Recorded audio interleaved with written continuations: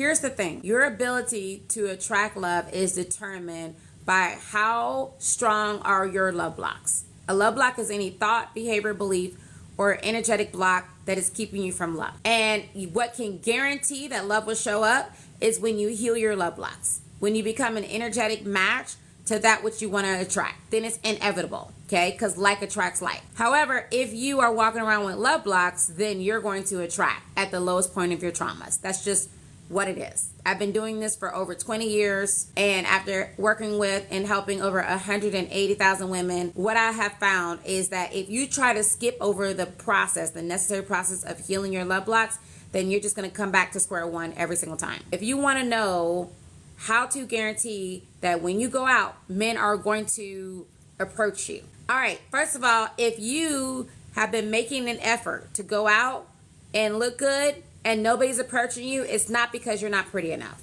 I don't care what you look like, okay? Because every woman has that man who will find her attractive. And I've seen women who didn't look Hollywood version of beautiful and still men were attracted to her. So it has nothing to do with your looks. It has everything to do with your approachability. It has everything to do with your approachability. It has everything to do with the level of your feminine energy. So think of it like this.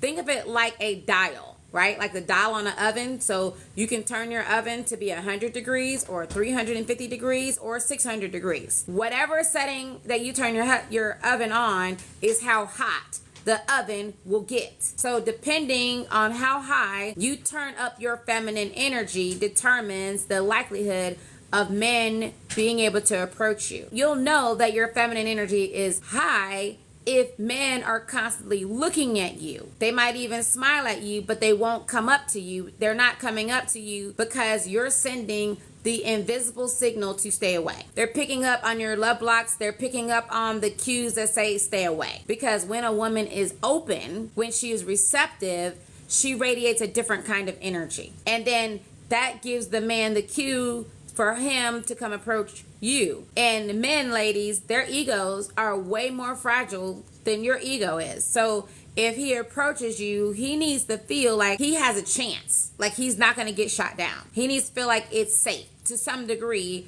to be able to approach you. So there's certain cues that you share with him in order to give him the signal that it's okay to approach you. If he's looking and he doesn't approach you, that's because you haven't given them the signals in order to approach you. If you go out and you're looking beautiful and you're looking good, that's because of your feminine energy, ma'am. And looking pretty isn't the same as embodying feminine energy. And I teach you guys this all the time. You can do your nails, you can do your hair, you can do all of that stuff. However, in order for you to activate your feminine energy, you have to heal your love blocks. You have to heal your love blocks because feminine energy needs to feel safe in order for it to be activated. So your prettiness, all your beauty, all that femininity can draw a man to you, but he won't stay because your feminine energy hasn't anchored itself. It's not anchored, ma'am. Feminine energy is an energy that flows. It's kind of like if you have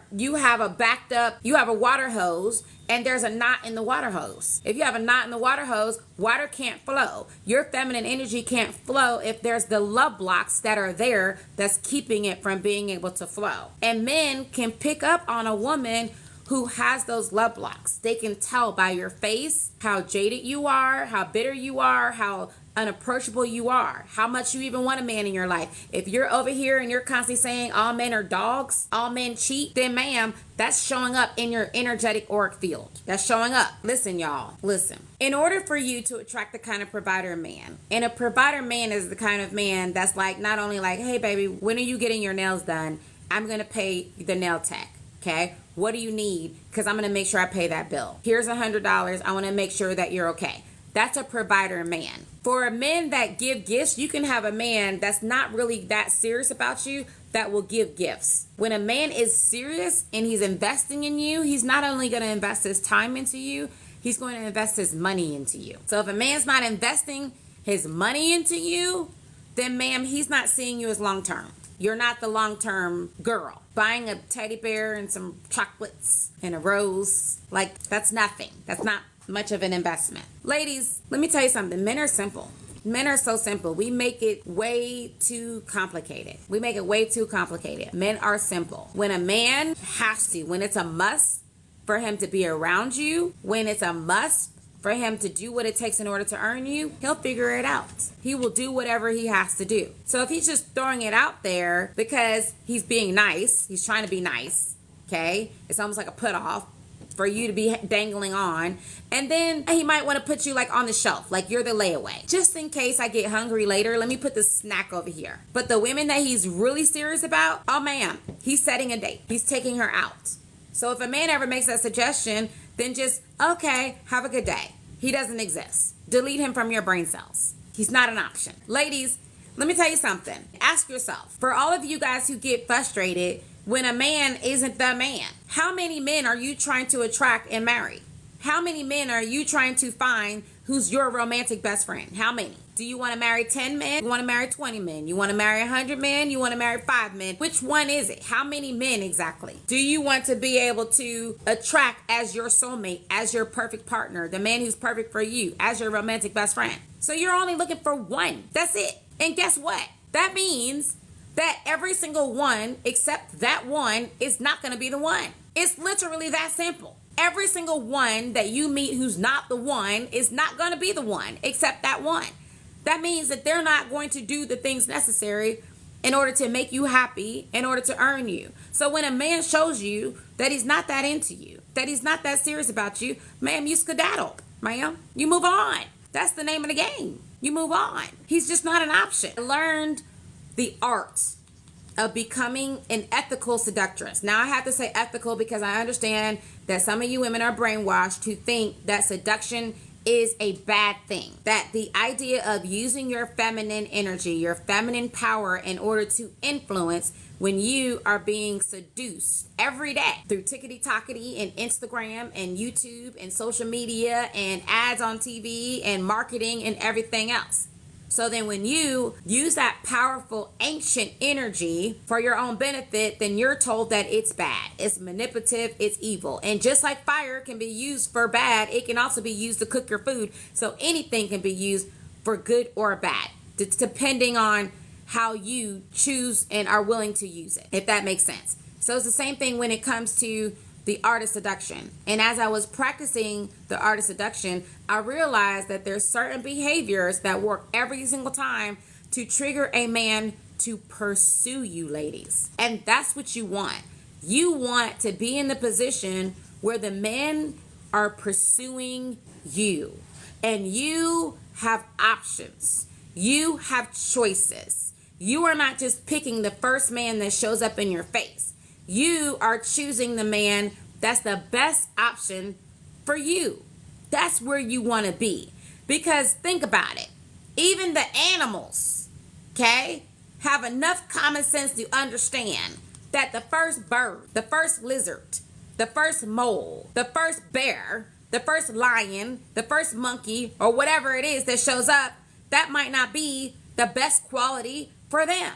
In the animal kingdom, they understand how to properly be able to vet an option and to consider multiple options before they land on the option that they're choosing. And the option they're choosing has to be the one that's going to increase survival, that's going to help their children, their offspring, to not only survive but to thrive. But here we are as women. And it's so interesting to me because in my practice, I work with women who are 6-figure earners. These are women who are doing life at the highest level. They have their own money. They have their own cars. They have their own everything. And then you hear them talk about something. I'm a simple girl, okay? I don't need a man for money. I have my own money. I just want a man that treats me nice. How many of you guys have ever heard a woman say some craziness like that? Say I. How many of you guys have ever heard that? A woman talking about like, I'm simple. I don't really ask for much. I don't really need much. And then she dates beneath herself. She dates a Build-A-Bear. She dates a man who is financially unstable. A man who's not a provider. A man who is inconsistent. And then it be the brokest men who be the cheaters, the players, the men who are narcissistic, the men who are uncute. The uncute men don't be talking like that. They don't be talking like I'm a simple man. I just want a nice girl. Yeah, it doesn't matter what she looks like. It doesn't matter. They be the ones with a whole laundry list. They want to 10-star model, okay? They want you to cook and clean, pregnant and barefoot. And he over here, uncute, meaty back, pot belly, bald head, short, and he has all these demands. And here you are, great mother, you successful, you got it going on, and you scrubbing the bottom of the toilet bowl for just any old man. And you think that that's an asset. You think that that means that you're a good quality woman. You're not a gold digger that men have made so much effort to make you believe you are, if you have the standard that he must add value to your life. Can somebody make it make sense? Especially when, per the science, you provide more value than he does. Okay? Per the science. Because when a man finds a wife, and even God said it, okay? Even God said it. Because God said, he who find a wife. That means, ma'am, you're already a wife. He who finds a wife finds a prize. It didn't say, she who finds a husband has found a prize. Okay? So even the good book, and I'm not here to preach whatever religion, but I'm just saying, the Bible speaks in code. So even the Bible said that you're a prize, but now you got Build-A-Bears running around wearing nail polish and lipstick talking about they're the prize. They got you trying to jump through hoops and prove your value when you're the one that goes through monthly periods. You got to go through cramps to have his babies. And then he wants you to support his career, encourage him, have sex with him, sacrifice your career and your income earning potential, and then have the audacity, the litigated audacity, the nerve to show up on a date expecting you to pay 50-50 or the tip. And because you want to prove you a good girl, okay? You got all these morals. You want to be picked by the uncute, pot-belly, bald-headed man who's broke and has nothing to add to the table. And then you wonder why you keep ending up with the short end of the stick every single time. However, now the birds. Now, let's scuttlebutt over to the birds. Because do you understand how a female eagle chooses her mate? And eagles mate for life, the same way humans do. The prairie vole mates for life, the same way humans are designed to mate for life. However, all of these species who mate for life, they have a mating ritual to choose the best quality. For a female eagle, she's not playing any games. She will first, when the bird shows that he's interested, she will pick up a stick, she will go fly high, she will make him pursue her, because she's not chasing nobody. And then the male eagle will chase after her. And when they get high enough, she'll drop the stick to see if he's dexterous. Okay? To see if he's efficient. To see if he's creative. To see if he has the ability to navigate through challenges. To see if he can stay with her. And if he can catch it, then she's like, okay, I see you. I see you. You still ain't got me yet. Just because you like me doesn't mean it's automatic. It doesn't mean you're automatically a consideration. We got another test to go through. Call it games, call it the mating game, call it a test, call it whatever you want to call it, ma'am. That you have a problem admitting that you should do for your own benefit. She will go and pick up another stick that's bigger and heavier. And she will fly higher than she flew the last time because she needs to know that you're not going to hold her back. You are going to be able to keep up with where she's going. She got dreams. She got aspirations, ma'am. She's an eagle, for God's sakes. Okay? She can pick up goats off a mountain. She doesn't have time to be with a Build-A-Bear who like to walk around on the floor or be in cages in people's houses. That's not how she's rolling. She needs to know that you have the bandwidth to be able to fly where she's flying and that you can handle the burden if she ever needs to take a break. So then she gets this big stick and she drops it again and she needs to see, are you fast? Okay? Are you a provider? Can you handle what she throws at you? Are you serious about me? Are you consistent and committed? Are you more than just a talker? Okay, yes ma'am. They can pick up goats off a mountain. Okay, Google it. So then he catches the second stick and she's like, okay, we're not done yet. Okay, I see you keeping up with me. You done caught the first stick, you caught my second stick. And then she will go and she will get a big old log. And then she goes as high, even higher, where the air is thin, okay? Where it's hard to breathe if you are weak back. If you got insecurities, you cannot keep up with her in the air span where she's going. If you got little things that you working with that you haven't fixed, then you can't keep up with where she's going. You're not the one. You're not her mating choice. You're not good enough for her. because she's not going to compromise her strengths. She's not going to compromise her needs. She's not going to compromise what she's worthy of just because you can't keep up with her, just because you can't handle her, just because you can't catch her load. If in the event she needs to unload, she's not going to settle for that. So she goes high with her log, and when she's gotten high enough where the air is thin, she will drop the log and look, and she will see, will you be able to catch the log? Because she needs to know if one of her babies falls out of the nest, because they build their nest really high, she needs to know that you the kind of man bird that will be able to catch her babies because she's nursing and taking care of the other babies. She needs to know that you can build a house, that you can build a home. She needs to know that you can be a provider if anything happened to her, to make sure her little bird babies can survive. She needs to know if she decides that she wants to build a business, that you're able to help her build a business, that you can help her carry the load. That's what she needs, okay? She doesn't need somebody that she has to pick up off the ground, that she has to motivate, that she has to settle for. He got a broke wing talking about, I can only do this. She don't need all of that. She doesn't need somebody that she has to make excuses for. She doesn't have to need somebody that she's embarrassed to take home to meet her family and her friends. No, ma'am. She's not playing them games.